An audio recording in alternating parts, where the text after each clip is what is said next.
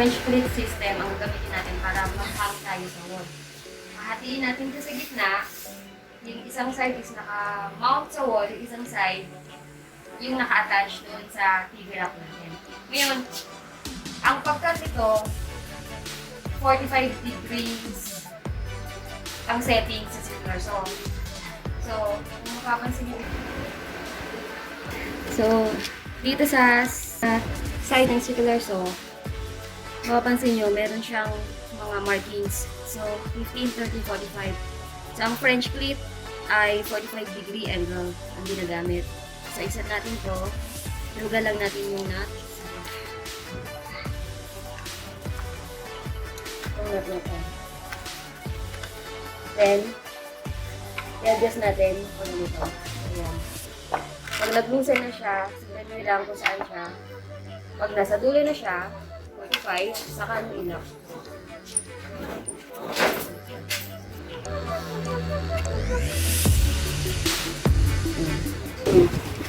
So, ganito yung itsura niya pag na-adjust nyo na yung settings niya. Pag pinlap na siya, ganyan. Yan ang flat niya.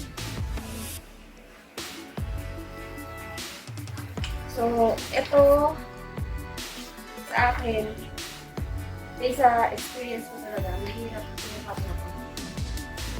So, mas maganda siyang gawin pag meron kang table saw. So, ito na, set up ko yung pagka natin yung French Cleat. So, inuulit ko, medyo delikado yung pagka ng French Cleat. Yung ganito. Mas maganda talaga siya sa table saw. Pero wala akong table saw. So, no choice yung nararamit ko. Siguro, 3 times na ako nag-cut ng French Cleat dahil sa mga previous project ko.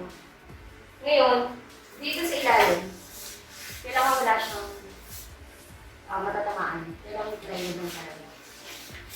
Kasi ang settings, sa chef natin, mapapansin nyo,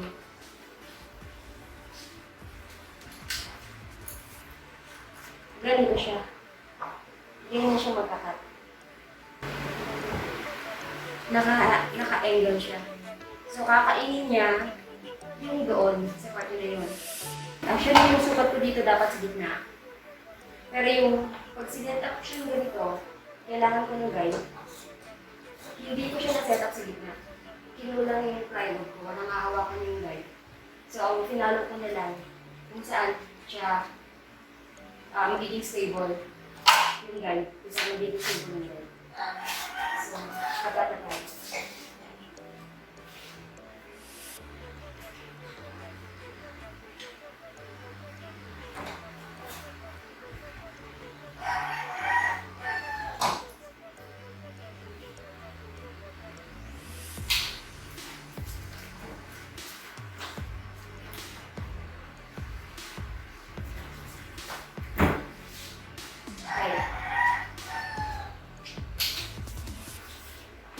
Adjust yung blade.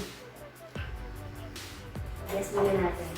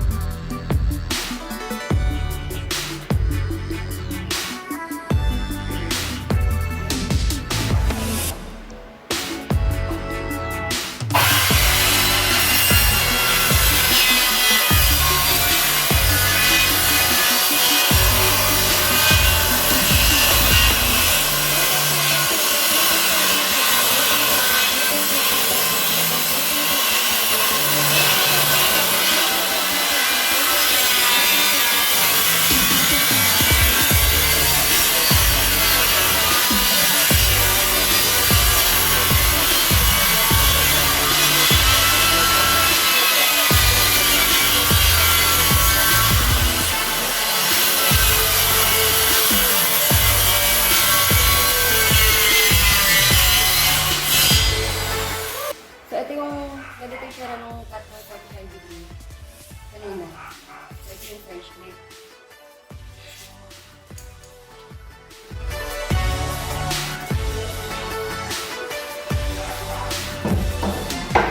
So, ito yung map na nakuha natin sa French Cleat. So, ito yung ilalagay ko. Ito yung imamount ko sa wall.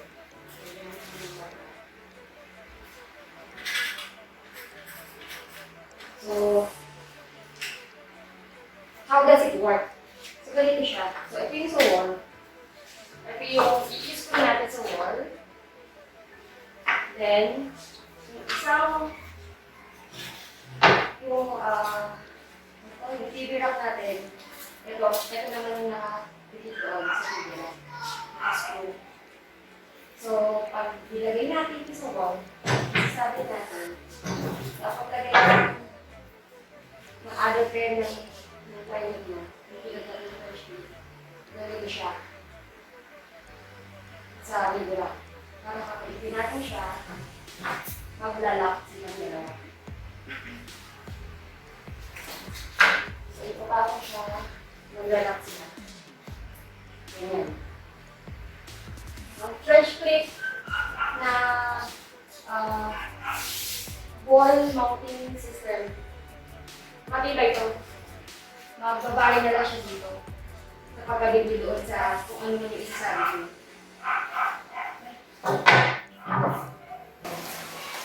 So, ito yung wall mount.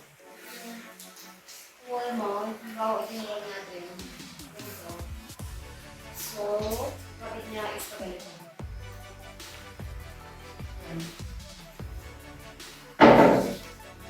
So, nalikod siya. Yung angle cut ko ganito. Yan. Sakto siya sa wall.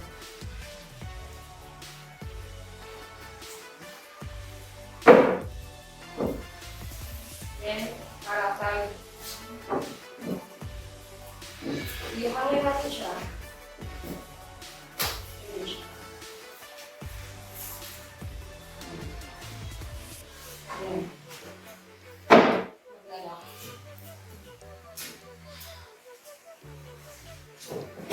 Ayan.